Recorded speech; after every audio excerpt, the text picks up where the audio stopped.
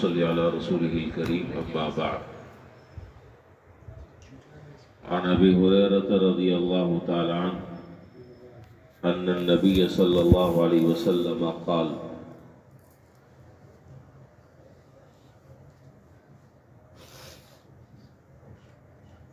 ان اول ما يحاسب به يوم القیامہ من اعمالکم الصلاۃ۔ حضرت ابو ہریرہ رضی اللہ تعالی عنہ فرماتے ہیں کہ جناب نبی کریم صلی اللہ علیہ وسلم نے ارشاد فرمایا کہ قیامت کے دن سب سے پہلے انسان کی نماز کے بارے میں سوال ہوگا۔ اگر تو یہ نمازیں پوری ہوئی اور جس طریقے سے نماز پڑھنے کا حکم دیا گیا تھا اس طریقے سے نمازیں اپنے وقت پر ادا کی تو معاملہ بہت آسان ہے، اور اگر اس نمازوں میں کوئی کمی رہ گئی تو اللہ تعالیٰ ارشاد فرمائیں گے کہ اس کمی کو نوافل کے ذریعے پوری کر دو۔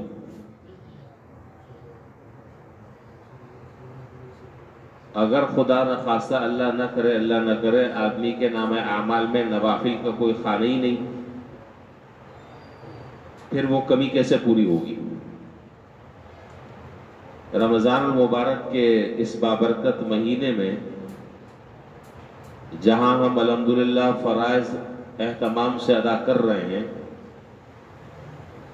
اگر اس کے ساتھ ساتھ ہم 5 نوافل کا اہتمام کر لیں تو یہ 5 نوافل کا اہتمام ہمارے رمضان کے روزوں میں 4 چاند لگا دے گا۔ اس کی تفصیلات تو انشاءاللہ میں آگے ذکر کروں گا۔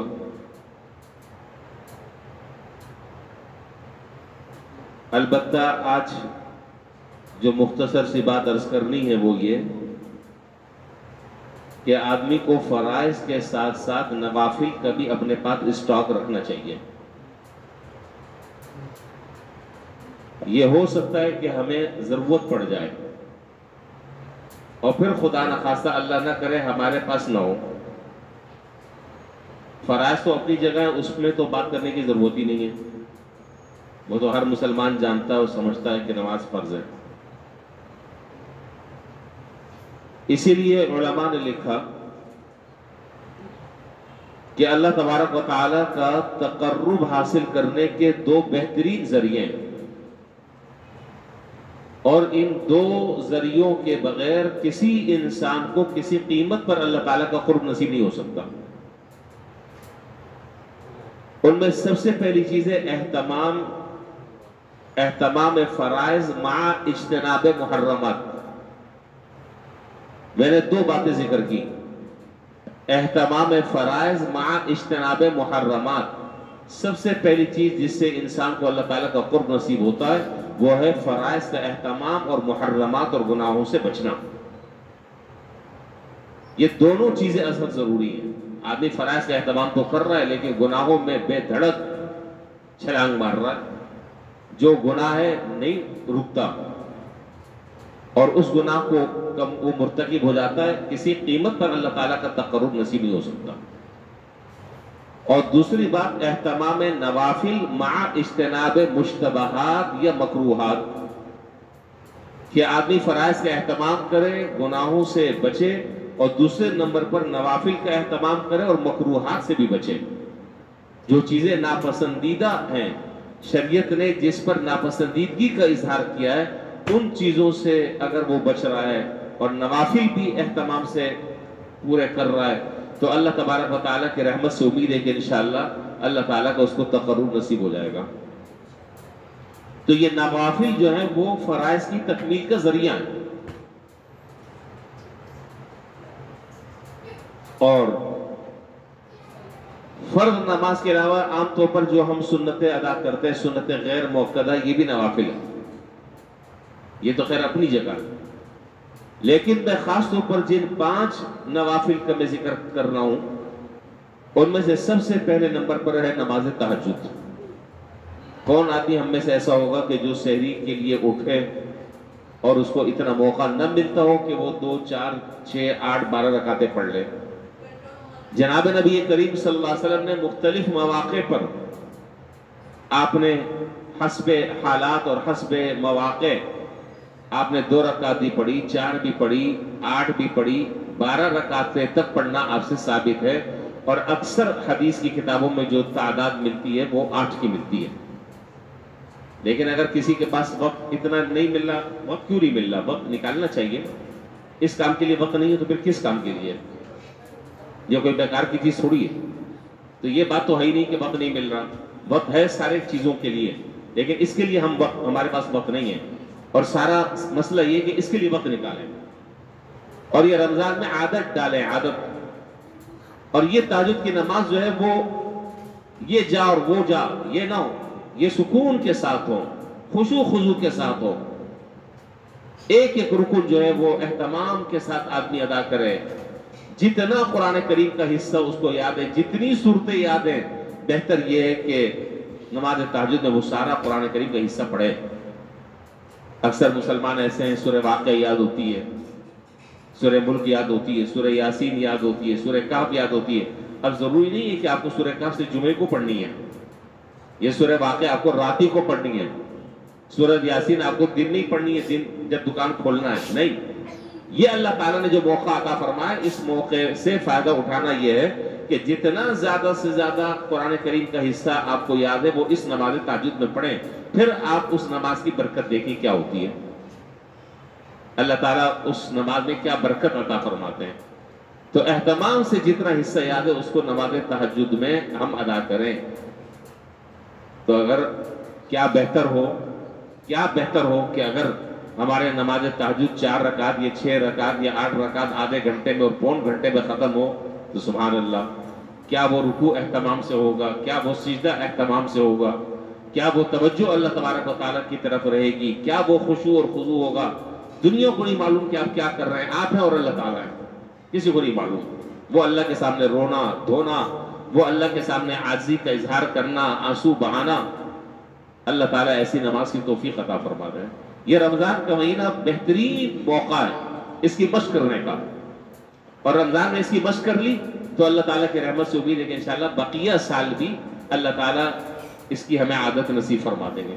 تو ایک تو نماز تہجد کا اہتمام۔ دوسری نماز، میں صرف آج تو نمازوں کا ذکر کروں گا، باقی پھر انشاءاللہ بات کل کریں گے انشاءاللہ۔ دوسری نماز ہے نماز اشراق، جو آپ کو معلوم ہے، لیکن ذرا سا یہ رمضان میں مشکل ہوتی ہے، رمضان میں مشکل ہوتی ہے، اور وجہ اس کی یہ ہے کہ نماز فجر ہو رہی ہے 5:50 پر، غالباً ایسے ہی 5:50 پر ہو رہی ہے، اور اشراق کا وقت جو شروع ہو رہا ہے آج کا جو وقت تھا وہ ہے 6:56۔ کتنا ٹائم ہو گیا؟ 5:50 15 منٹ آپ لگا لیں فجر کی نماز کے، جی 15-20 منٹ، اور 15 منٹ آپ لگا لیں، 10 منٹ لگا لیں اس کے بعد درس کے، 25 منٹ ہو گئے۔ اس کے بعد 6:56 تک بیٹھنا، یہ بڑا مجاہدہ ہے رمضان میں خاص طور پر، عام دنوں میں نہیں۔ اب اس میں بیٹھ کر قرآن کی تلاوت میں آدمی نیند کے جھٹکے لگ رہے ہیں، نیند سے طبیعت بے حال ہو رہی ہے، اور بس یہ سوچا کہ ابھی نماز پڑھنی اور ایک دم جا کر بستر پہ گرنا ہے، لیکن آدمی قربانی دے رہا ہے، مجاہدہ کر رہا ہے، قرآن کی تلاوت میں مشغول ہے، دعا میں مشغول ہے، ذکر کر رہا ہے، تسبیحات پڑھ رہا ہے، اور یہ وقت سارا ان کاموں میں لگا رہا ہے، اور پھر جب اشراق کا وقت ہو جاتا ہے تو وہ اشراق پڑھ کر وہ جا رہا ہے۔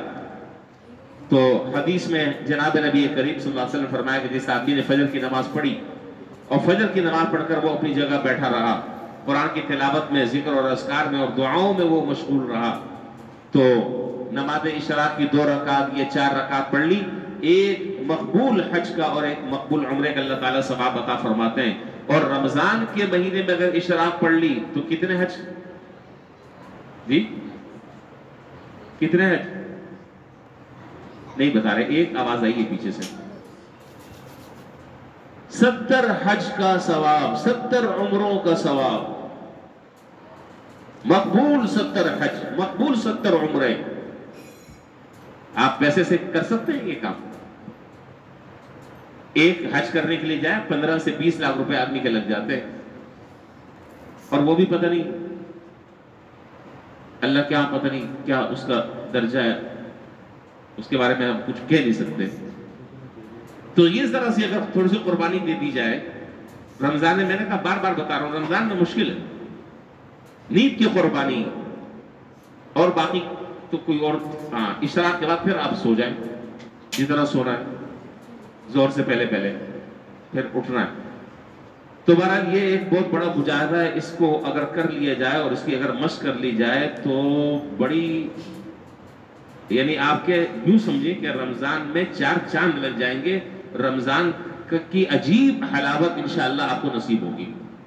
ये 2 नमाजों का मैंने बहुत इख्तिसार के साथ, वक्त की किल्लत की वजह से ये 2 नमाजों का मैंने भी मुख्तसरन जिक्र किया है, बाकी नमाजों का फिर इंशाअल्लाह कल बात करेंगे। अल्लाह ताला हम सबको इस पर अमल करने की तौफीक अता फरमाए। व आखिरु दावाना अल्हम्दुलिल्लाहि रब्बिल आलमीन।